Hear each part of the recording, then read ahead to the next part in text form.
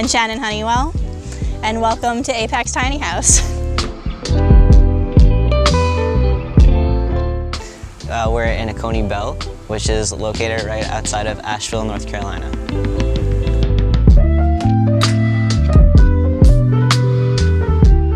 So I actually started getting into tiny houses probably about 5 years before we made a commitment to purchase one. And it started, very light. I was getting a little bit more into learning about minimalism. I started seeing tiny houses and getting introduced to that as an option. And when I brought it up, I found out later Leo actually thought it was a joke, but I really wasn't joking, and the conversation didn't really stop there. First, I thought it was a joke because we literally watched an episode of Tiny House Nation, and Shannon said, "I want to live in a tiny house." And I was like, everyone does after they watch the show. And I would just, brush it off for years. And then Shannon actually said, financially, this makes this sense. And I was like, okay, I guess, let's look more into it. When we were trying to find a place to put the tiny house, I was doing research on every single tiny house community that exists because I'm a researcher. I like to be able to kind of know I've checked all the boxes and looked at everything. And as I was looking at all the different options, I watched the Tiny House Expedition episode on Durango, Colorado, and we had actually put in plans to go visit that community. And we had plane tickets. We were gonna go to a concert first and then drive down and check it out. But when the pandemic happened, we ended up having our flights canceled, and cont'd was the other top option for us. So we decided to take a little road trip, and we came down here. We stayed in one of the tiny houses in the community. We got engaged here, and that was it for us. Our house was built by Liberation Tiny Homes. It's 40 by 10, and we've been living here for a year and a half. So at a cont'd, you're allowed to go out 15 feet from the house, which is great. So we have a ton of space to add our deck, our pergola, and a walkway. Let's go take a look.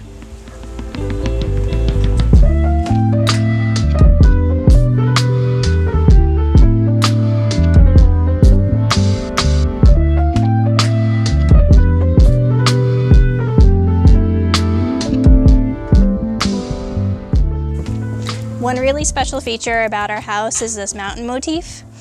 This is made out of cedar, and the reason why we had this added to our house is because with the name Apex Tiny House, what that meant to us was that we were reaching a goal, sort of like a summit of a mountain. If you look over here to the side, we wanted to make sure that we had space where we could entertain friends and to be able to eat dinner outdoors and to be in that natural element. So we have the outside seating area, and as we approach fall, we have our propane heater so we can extend the time that we're able to be out of the house. Lastly, over here on the right, we have an accordion style door. And the reason that we put this as a unique feature of our home is because we wanted to be able to extend the perception of the home to the outside space. So if you come here and you open up the door, you're able to join the deck to the inside of the home, and it just helps create a very open feeling as you're in here. Come on in.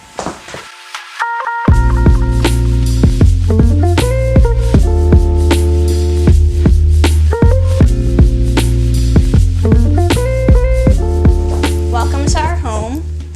One of the things that was really important to us when creating our tiny home was to make sure that we had a feeling of open space. So when you come in through the accordion doors, we were intentionally leaving this area open without any cabinets or counter spaces so that you can look directly up into the ceiling.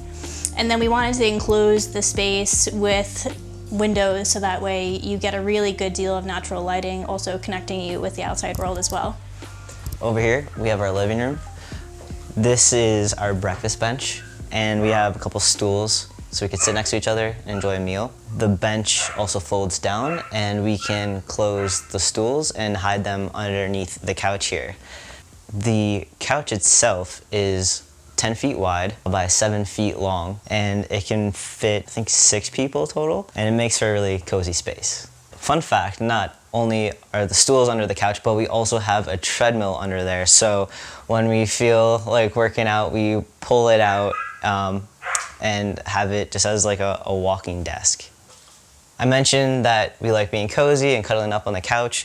When we do that, we like to watch TV. We couldn't think of a great solution for the TV at first, but we finally found this track that we have the TV mounted on, and it swivels 360, and we can put it and place it wherever we want to throughout the day. It really helps us form this space to fit our needs. And over here you'll see our stairs. In tiny houses you'll notice that there's a lot of unique storage options. So for us we needed to find a space to put our cat's litter box and all of her things. So that's tucked away under here, so that's not visible as you're in the room. For the stairs themselves, we still wanted to go with that open concept, so we made them kind of floating stairs, and we really wanted the guardrail to be something that would keep our pets safe and people safe when they were in that loft space, but also something that would be visually appealing. And up here is the office. So we both work from home, and you're in my office loft right now, so of course it makes it a little bit of a challenge to stand here. So knowing that that was going to be a challenge for us, we ended up creating a unique desk space. So here you'll see a small chair. It's actually a normal chair that we cut down to size to kind of get us to the right height here. But what happens is if you sit down here, you can put your legs down into this space, which actually goes into the bump out that's on the other side of the house. And you can sit normally while working at the computer. This is also where you access our rooftop deck. Let's go up. And here's our rooftop deck. So over here, you'll see that we're tucked in the back of the community. You can see all of the other tiny homes that are in phase 2 of Coney Bell. You also have a great view of the Pisgah Forest, which is the mountains behind us right here. And over here, we have some additional space for entertaining and just relaxing in the sun. This is a little difficult to get up on the top of a roof deck, but we have a 6-seater up here so that we can entertain friends. There's some additional stools here as well that we can put on the side, so we can come up here and have cocktails or dinner and just watch the sunrise or sunset or the stars.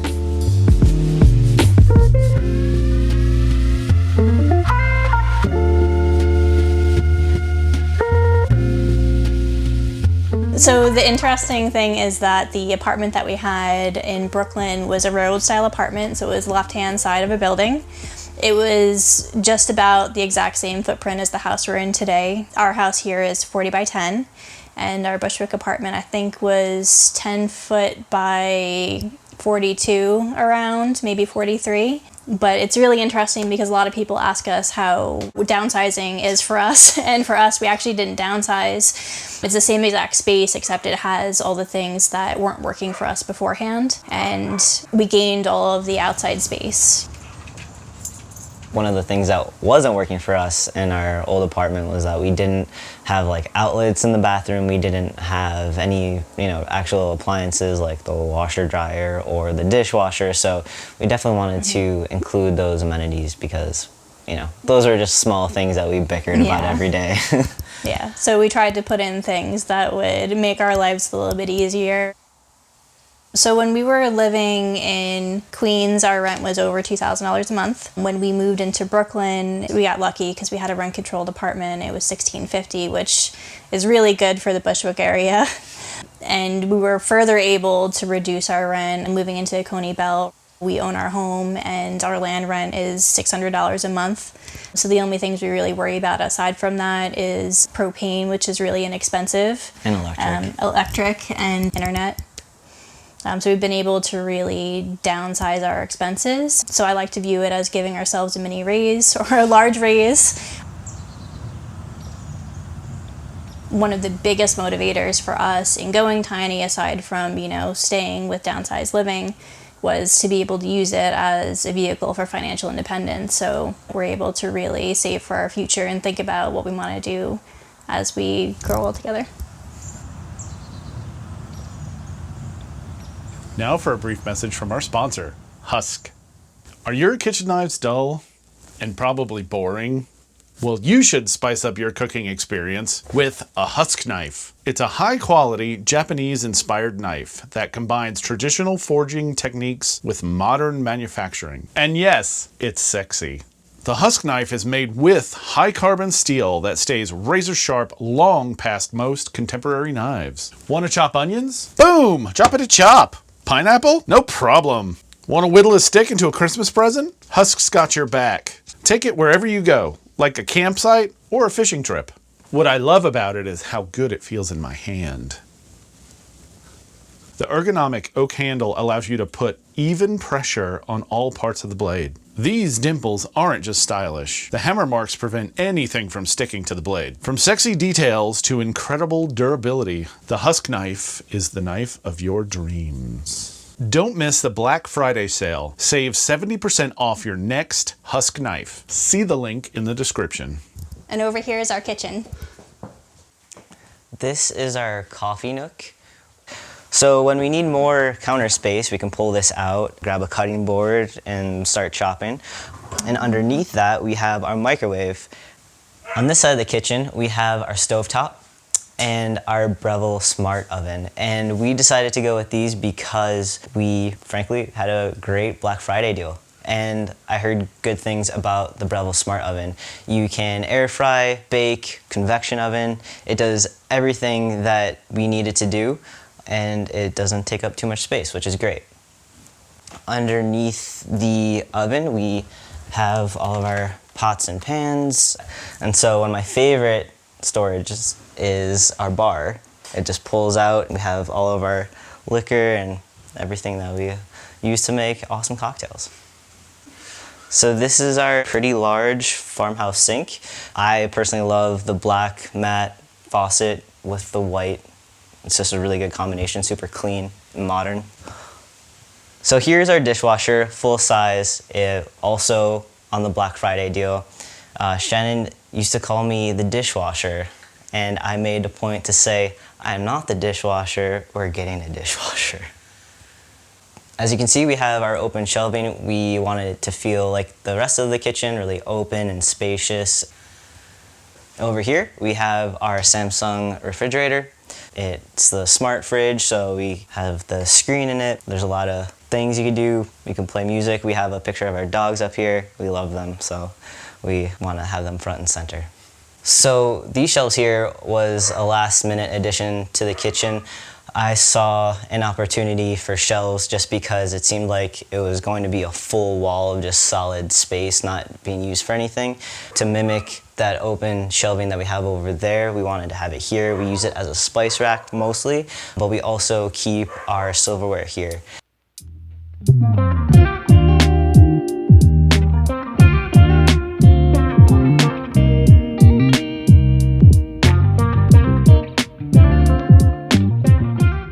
So as we enter the bathroom over here, you'll see some of our storage areas. This is where we keep a lot of our cleaning supplies, our laundry detergent.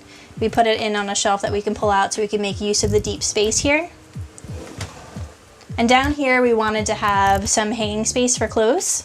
So you'll see we have jackets, some shirts, and this top area is actually a place for us to fold our clothes before we bring it into the bedroom. In our space, we wanted to have a full-size washer and dryer. We do have 3 pets in the house, so it was really important to us to be able to do laundry and clean our comforters and blankets to make sure that we take care of all of the pet hair. Over here to the left, we have the shower space, which is one of my favorite spaces in the house. When you go in here, you'll see that the ceiling height actually goes up to the top the same way that the living room does.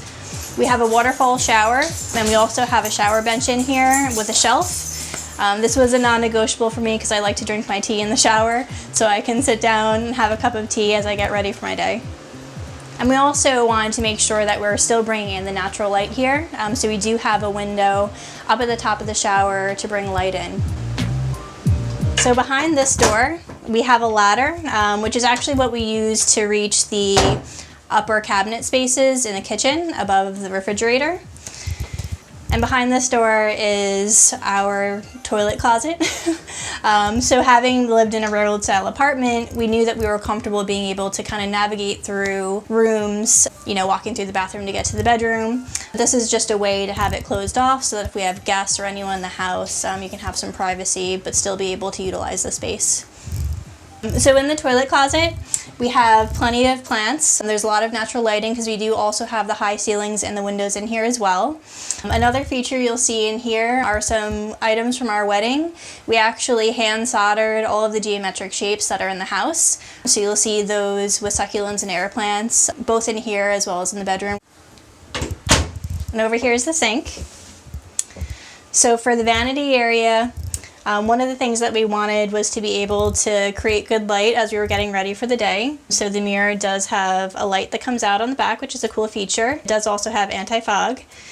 Coming down here, we have a lot of storage. So we have under sink storage, and over here we have the entrance to the bedroom. And down here we also have storage stairs, so we can make use of the space here as well. We ended up signing the contract with Liberation. And we went through the process of building the custom home with them. Bless them for their patience of me handing them all my graph papers that had everything drawn out. And then also, I think for you, you probably got a little bit more interested in it as you were able to go through the design process because of, you know, your background. Yeah, because I'm a graphic designer, so I love the aspect of just being able to choose like all the colors and all the smaller details and how it all comes together. So that was my favorite part of it. Our custom build with Liberation tiny homes with the appliances included, which we purchased on our own separately because it lined up pretty nicely with Black Friday, was between $158,000 and $160,000. We were pretty fortunate in the way that we were able to finance our home. When it came down to the options of paying for the house, we had already been saving a good chunk of money for it. And we were evaluating whether we were going to do a loan for the difference. But what ended up happening was that because we were in the time period with the pandemic, I was part of a mass layoff with the company that I was working with. There ended up actually being a 401k policy that came out because of the pandemic, which allowed people to pull money from their 401k without having a penalty for pulling it early. And with that, you're able to pay it back over the course of 3 years. So what I ended up doing was deciding to borrow from myself so I'd be able to invest back into myself afterwards. And so we own the home and we're just paying for the land that it's on. And this is our bedroom. I want to point out the shelving around the bed, and we got that idea from a tiny house that we rented for a week. It worked out really well. There was storage on either side, a big shelf across, and I just loved how it just gave the room structure and it gave us a place to, you know, put our clothes. So I wanted to have that in here. I felt that was important. But one thing it didn't have were the lights on either side. That's actually more of a fun fact between Shannon and I. In our old apartment, we used to bicker about who would have to turn the light off while going to sleep every night. So we decided to have a light on both sides of the bed so we can control the lighting when we want to. And then another challenge moving into a tiny space is trying to figure out what to do with your sentimental items. So over here you'll see I have these teacups and the books. Those are both from my great-grandmother and my grandma's books. And over here you'll see that we actually have an additional loft. This space we made intentionally because we would like to start a family in the future, and we wanted to make sure that we had a space where you could have a small child grow up to a certain age in the space with us. Today you'll see it's obviously being used as our dog loft. Right now is a space for them to have their beds tucked away, and you'll see they also have a little space where they can go get their toys and play with them.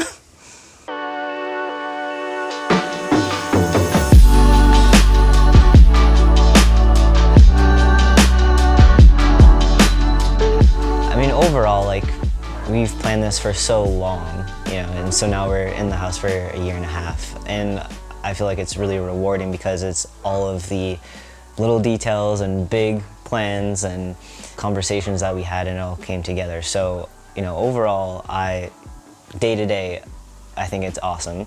But of course there are some challenges. You know, clutter accumulates pretty quickly in a tiny house, but the one good thing is that you get to clean it up pretty quickly as well. Just making sure you have a spot for everything before you commit to owning something, that's a challenge. That's what I always like to remind myself before getting something new. You know, like as we're here and we're navigating the space, you know, you're able to just be like, wow, like we did this, you know, we had this dream, we put it together, and we were able to think it up and create it. Now it exists as a physical space for us. And the transition mostly has been relatively easy because we were able to really think about what we wanted each space to function like for us, which I think is one of the most unique things about tiny houses. Every layout is so unique to the individual and what they like and what they need in their lives, because it's kind of a condensed down version of everything around you. But there are, of course, challenges because it is a small space, and you know, if you want to have an open area in the living room like we did, then you also, you know, might have your storage a little high up and you might be 5 foot. So, you know, there are some challenges that come with that. I talked a little bit earlier about liking minimalism, and that's really a journey. We're definitely not there yet, but you know, you have to continuously downsize and downsize and downsize until you have what works for you. There's no wrong way to do it. You just gotta keep doing it. Yeah.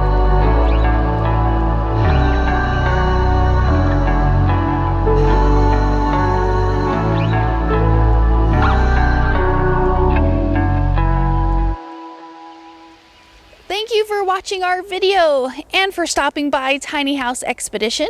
I'm Alexis. And I'm Christian. Don't forget to like, comment, and subscribe. And for more tiny home tours and stories, click the videos below. And join us on Instagram for bonus content, including face-to-face conversations with us. We hope to see you there. All right. Thanks, guys. Have a good one.